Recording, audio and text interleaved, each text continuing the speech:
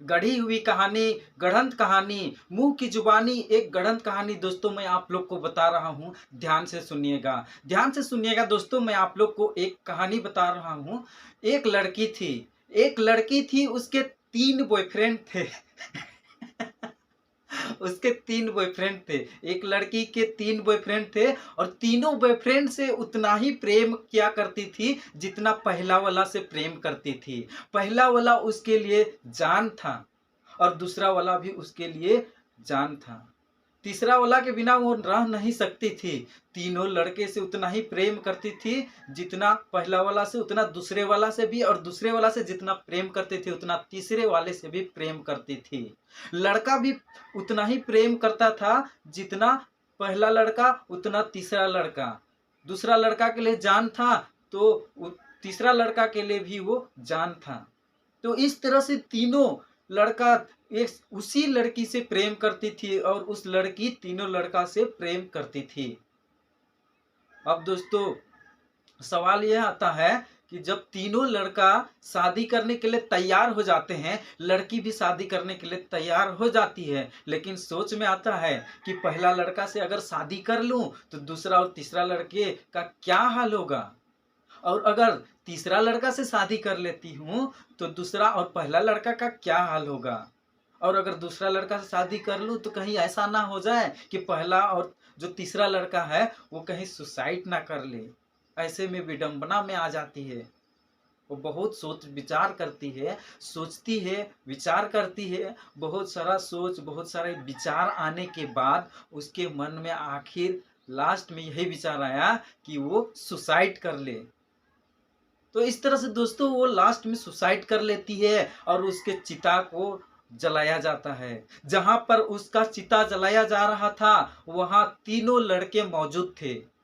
अब क्या हुआ, तीनों लड़के में पहला लड़का क्या किया, उसके चिता से राख उठा के, उसके शरीर का जो राख था उसके राख से को उठा के अपने शरीर में पूरा लपेट लिया।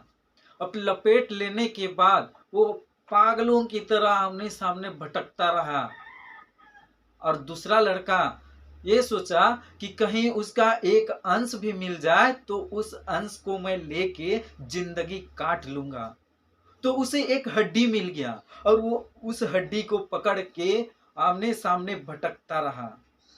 और तीसरा लड़का जिसने ये सोचा कि अगर मैं यहाँ पे एक तपस्या करूं, भगवान को आराधना करूं उसके नाम से, तो हो सके कि भगवान प्रसन्न हो जाए और मुझे पूछ ले कि क्या चाहिए तुम्हें, वरदान मांगो।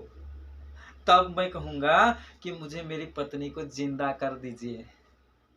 तब क्या हुआ, एक दिन तांत्रिक विद्या सीखते सीखते सीखते सीखते सीखते सीखते उसे ऐसा तांत्रिक विद्या, ऐसा तांत्रिक विद्या, ऐसा तांत्रिक विद्या आ गया कि वो एक दिन तांत्रिक विद्या के बल पर किसी भी इंसान को जिंदा कर सकता था।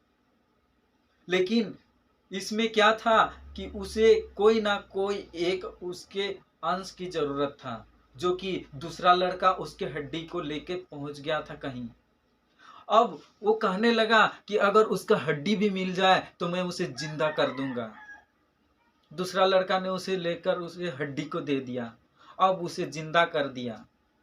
पहले जितना खूबसूरत थी उससे ज्यादा भी और भी खूबसूरत हो गई।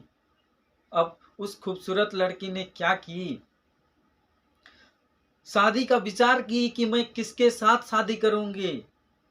तीनों लड़के, पहला लड़के जिन्होंने राख को लपेट के बगल में भटक रहा था पागलों की तरह, और दूसरे लड़के जिन्होंने उसके हड्डी को लेके चल गया था, और तीसरा लड़का जिन्होंने उसके लिए तपस्या किया, तांत्रिक विद्या किया और उसे खुद जिंदा कर दिया। अब बताइए आप कि वो लड़का, वो तीनों लड़का में से किसके साथ शादी होगा।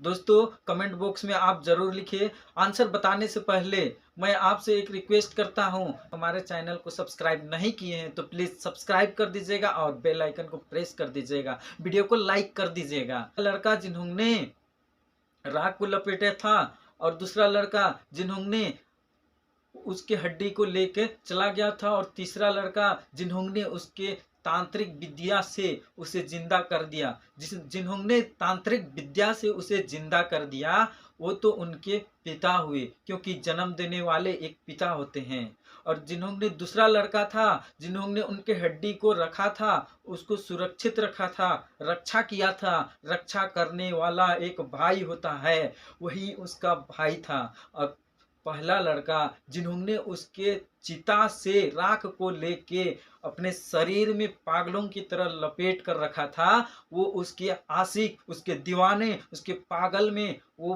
भटक रहा था। इसलिए वो शादी करेगा तो उसके आशिक से शादी करेगा। उसने उसके लिए पागल हो गया था। इस तरह से दोस्तों ये लड़की फिर से जिंदा होने के बाद वो पहला लड़का जिन्होंने उसके लिए पागल हुआ था उसी से शादी करेगा। बाकी उसके भाई और उसके पिताजी होंगे।